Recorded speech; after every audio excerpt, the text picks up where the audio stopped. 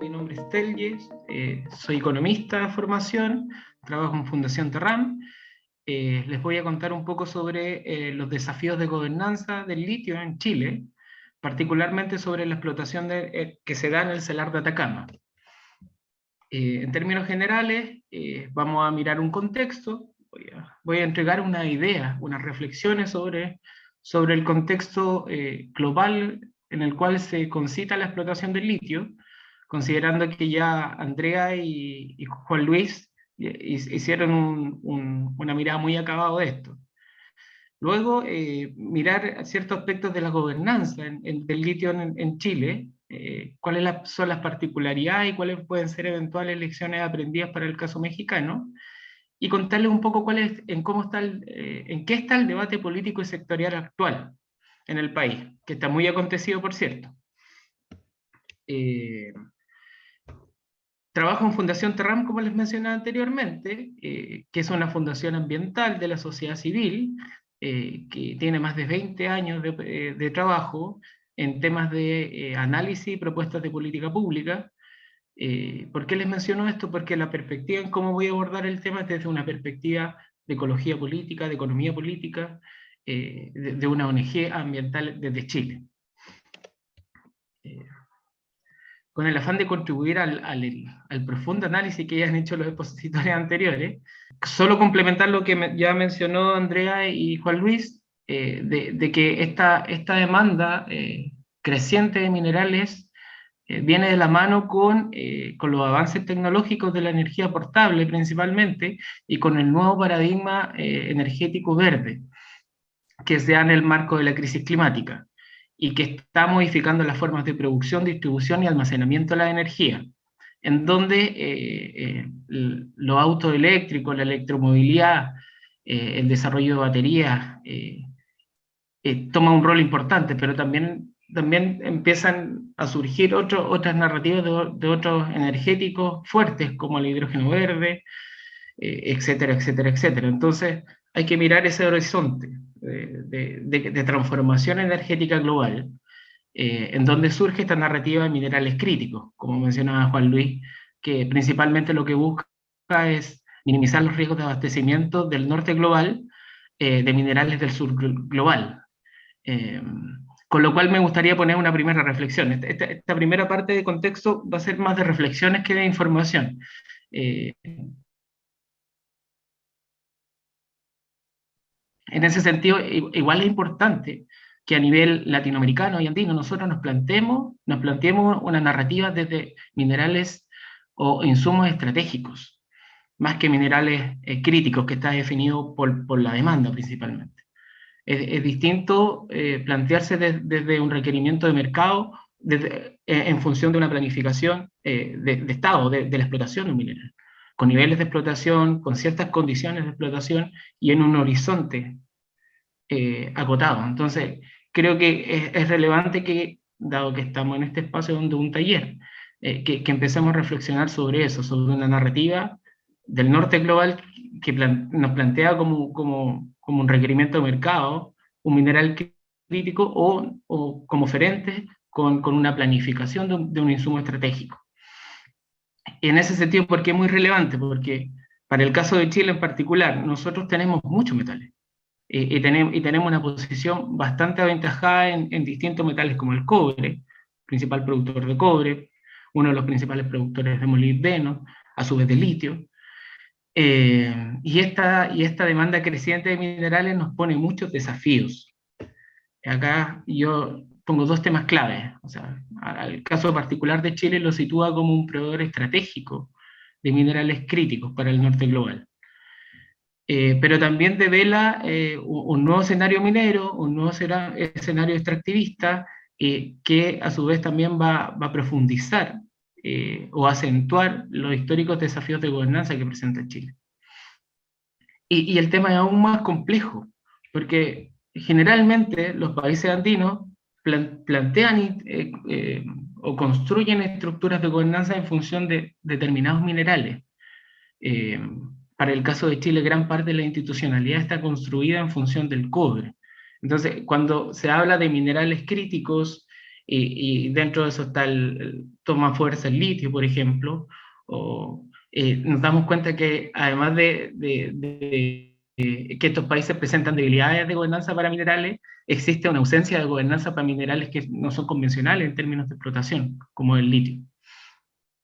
Debiésemos comenzar a establecer narrativas de una de gobernanza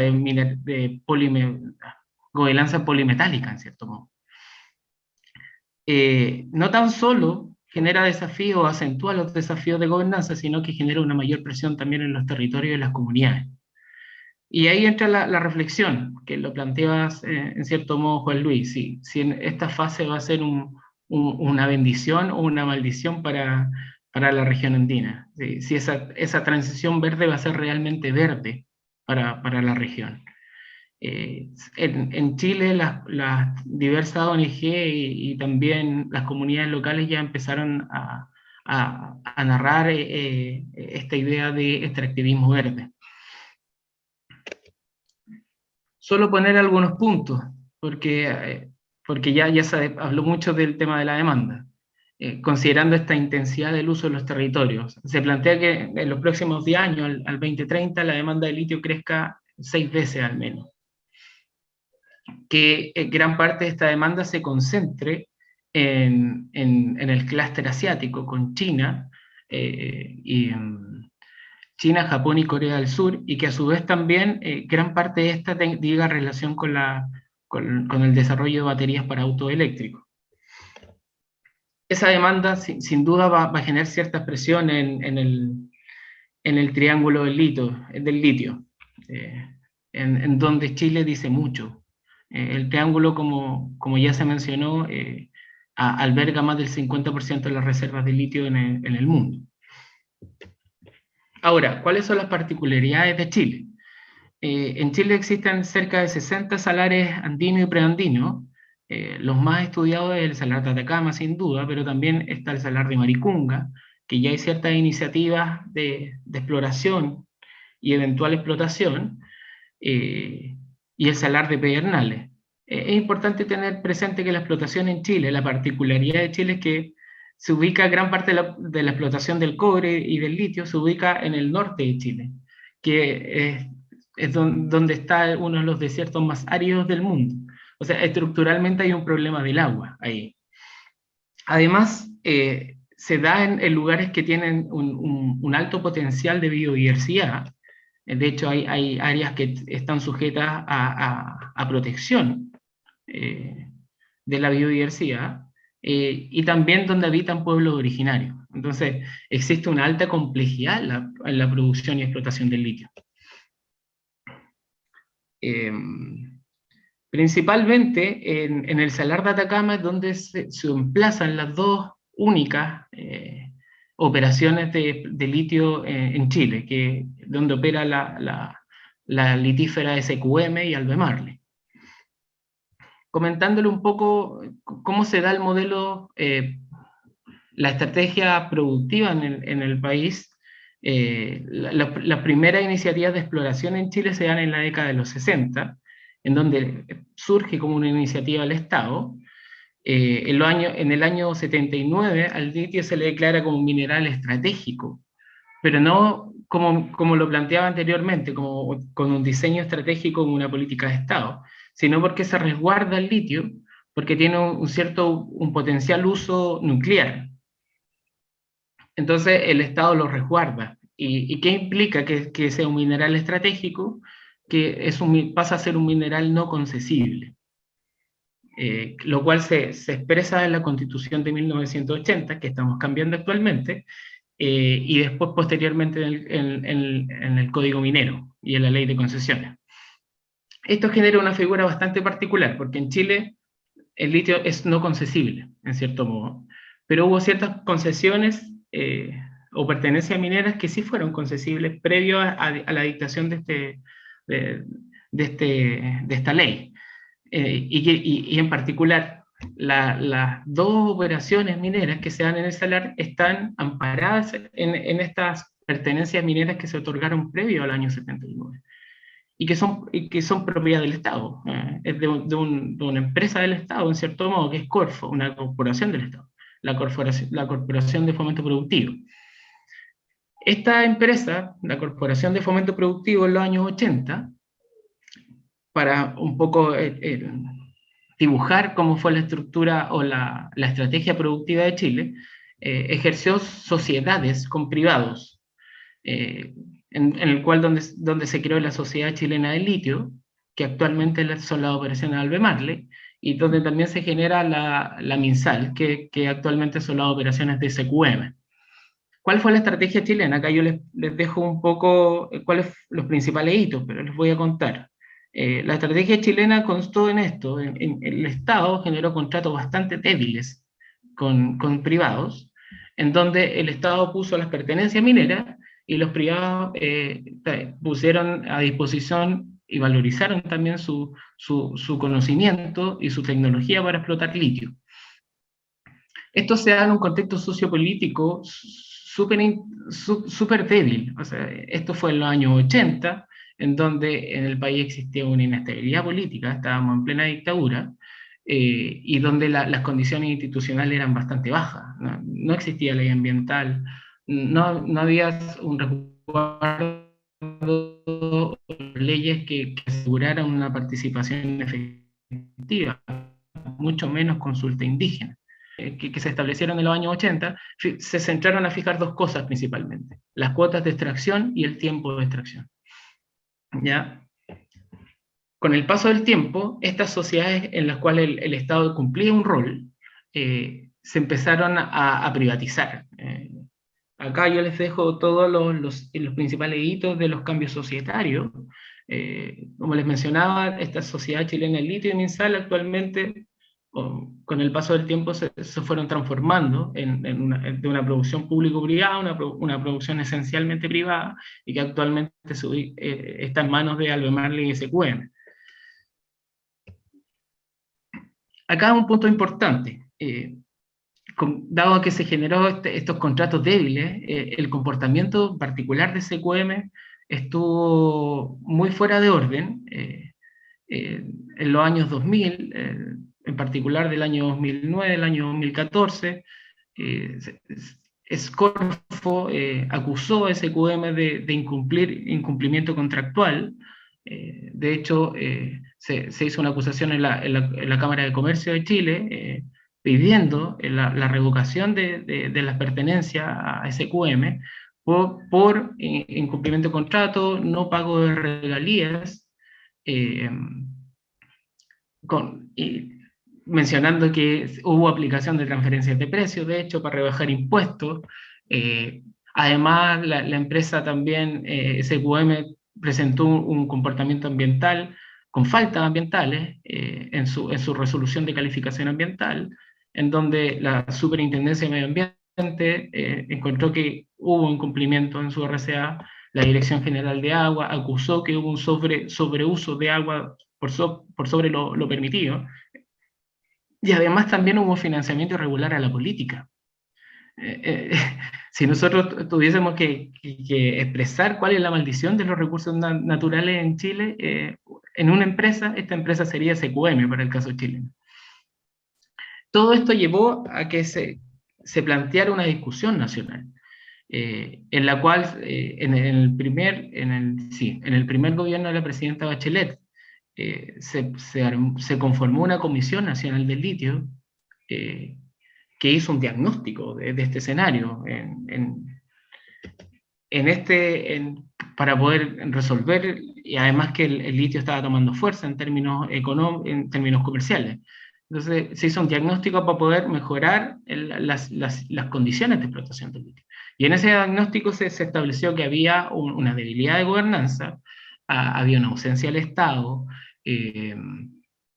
habían problemas de retorno, de fijación de royalty, de poder retornar beneficios económicos de la explotación, habían escasos encadenamientos productivos y tecnológicos, y Todo esto llevó a que se armara o sea, esta misma comisión generó ciertas recomendaciones para generar una política del litio, en donde se establecieron medidas de corto, mediano y largo plazo. Se habló del concepto de gobernanza sustentable en los salares. En este marco, la política, la estabilidad ecológica del salar tuvo un gran debate, además de... ¿me dan un minuto? Ok. Además de plantear los ciertos desafíos de gobernanza de corto, mediano y largo plazo, que van en la misma sintonía de dar respuesta a este diagnóstico. Una mayor presencia del Estado, un mayor fortalecimiento institucional, se habló de una empresa nacional de litio en aquel entonces, se habló de encadenamientos locales, de mejorar las rentas, eh, lo cual posteriormente generó un contexto político en el cual se modificaron los contratos. Esta política que les mencionaba anteriormente nunca se llegó a ejecutar con su completitud, pero sí inspiró gran parte de la modificación en los contratos que se le hizo al BMR y a SQM en el año 2016-2018. Como les mencionaba, inicialmente los contratos se centraban en establecer cuotas de extracción y una periodicidad, un tiempo. Con esta modificación de contrato, sí se generaron avances sustantivos en términos de establecer un buen acuerdo de explotación para el gobierno, estableciendo royalty ad valorem, progresivos, por cierto, estableciendo aportes directos para distintos fines, aporte para las comunidades locales, aporte para investigación y desarrollo, y en particular se generó una cláusula en donde se establecían ciertos incentivos a desarrollar el valor agregado de la producción. Esta especie de industrialización del litio, caen agua hacia abajo. No obstante ello, y acá un poco en lo que les mencionaba anteriormente, yo creo que este punto es importante como lección aprendida. Eventualmente, cuando ustedes miren cómo se generan las condiciones de explotación del litio en México, hay que centrar la discusión en el retorno que genera esa explotación. La discusión de royalty y regalía es muy relevante, de los aportes también a las localidades, también una discusión de procesos de industrialización y por sobre todo una discusión en temas de transparencia. Posteriormente ya se habló de la opacidad del mercado, pero también hay una opacidad en la operación chilena, que les voy a mencionar un par de láminas más adelante. Como les mencionaba anteriormente, uno de los principales desafíos de la operación y explotación del litio es que se da en un lugar que presenta estructuralmente un déficit hídrico. La minería del litio en Chile se la ha denominado la minería del agua. Como mencionaba anteriormente, gran parte de las estructuras de gobernanza en Chile están en función del cobre. Entonces, esta nueva forma de explotación es poco convencional y por ende presenta muchas debilidades institucionales.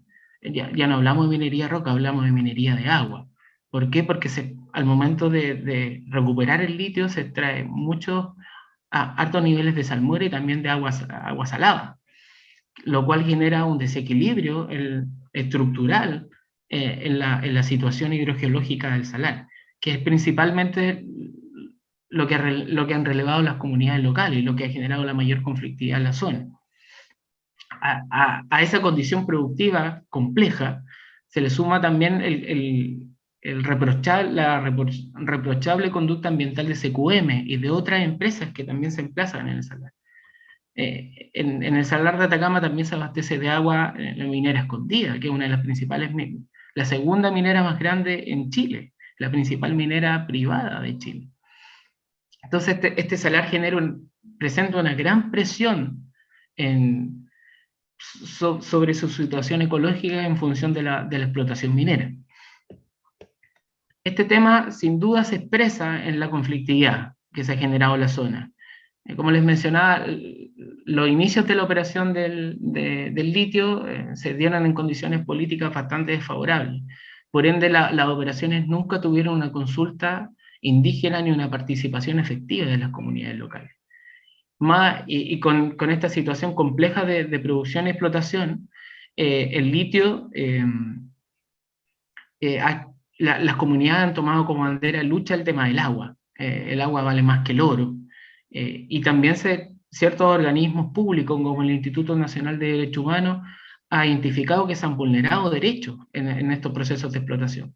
Derecho a la participación indígena, el derecho a vivir en un medio ambiente libre de contaminación, el derecho a acceso al agua, etcétera, etcétera, etcétera. Un tema importante que hemos estado relevando como Fundación Terram, acá yo les dejo el link para que puedan revisar el tema de la opacidad fiscal, la opacidad en general del sector. Nosotros hemos estado solicitando información de los niveles productivos para ver los cumplimientos, por ejemplo, de su resolución de calificación ambiental. Hemos estado solicitando información sobre los aportes fiscales que realiza la industria del litio y nos dimos cuenta que hay un montón de problemas de transparencia que se expresan acá en la minuta y que yo puedo sintetizar en dos líneas importantes. Una tiene que ver con que no sabemos cuánto del retorno de la explotación litífera en Chile. Por cosas de precio. De hecho, recientemente Michel Llorrat, en su estudio de la situación fiscal del Triángulo del Litio, él también lo planteaba. Hay toda una discusión sobre los precios efectivos que se cobran por contrato y los precios de mercado. Y eso puede estar generando aplicaciones de precios de transferencia. De hecho, Corfo ya tuvo un conflicto con el CQM en los años 2014 y recientemente con Albemarle.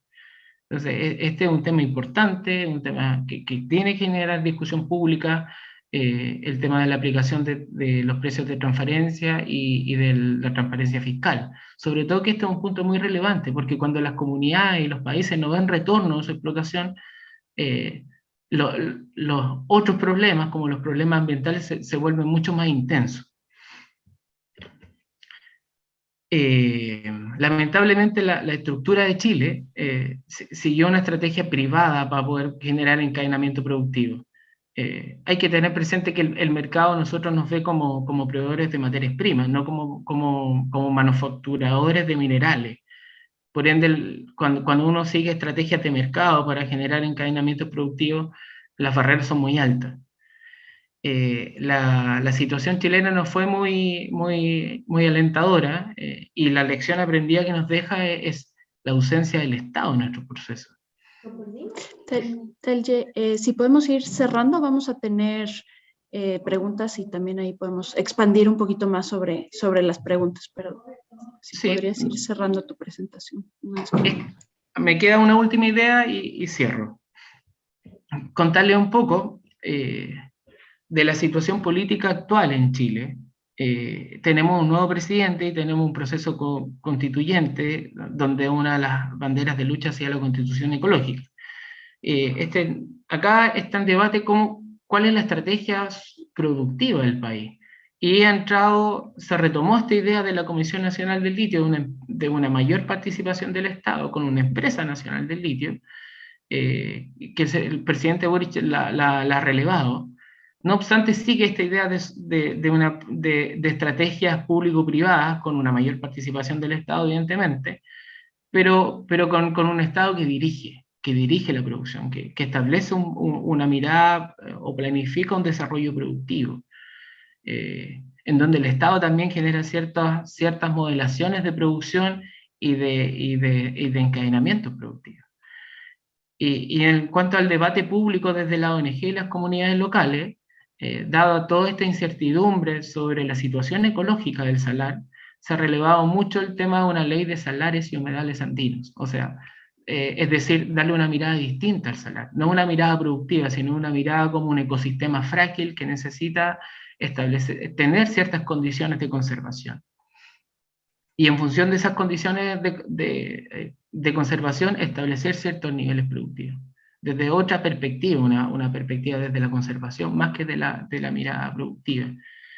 Y sin duda con esto cierro el tema de la situación del proceso constituyente en Chile está generando muchos cambios desde cómo nosotros miramos la naturaleza, se habla de los derechos de la naturaleza, se plantea una mirada más pública de la explotación de los recursos naturales a través de la discusión de los bienes naturales comunes. Chile tiene el modelo que se constituyó en los años 80 fue muy privatista, las pertenencias mineras están en manos de los privados. A través de esta narrativa de los bienes naturales comunes se habla de una reapropiación de estas pertenencias mineras. Y sin duda eso está generando un debate sobre el régimen de propiedad a nivel nacional. Y eso, tanto los derechos de la naturaleza como la propiedad, va a generar toda una transformación del modelo minero en el norte del país y del modelo minero litífero. Eso en términos generales. Muchas gracias.